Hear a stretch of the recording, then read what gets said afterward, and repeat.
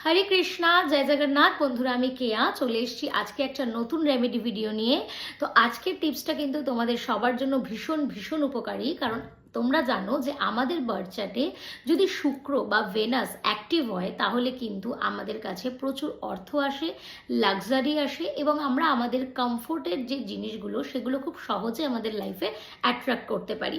আর সেটা যদি হয়ে যায় ছোট্ট একটা রেমেডি দিয়ে তাহলে কেমন হয়?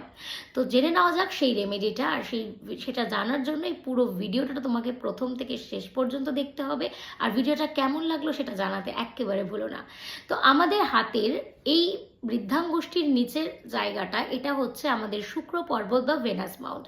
এখানে যদি প্রতিদিন তুমি টক দই সাদা এখানটায় লাগাও, কোনো কিছু মিশ্রণ ছাড়া, দুটো হাতের বৃদ্ধাঙ্গুষ্ঠীর নিচের অংশটা দিয়ে একটু রাব করে দাও, ধীরে ধীরে তোমার শুক্র কিন্তু অ্যাক্টিভ হতে থাকবে আর তোমার পছন্দের জিনিসগুলো খুব তাড়াতাড়ি তোমার লাইফে অ্যাট্রাক্ট হয়ে যাবে।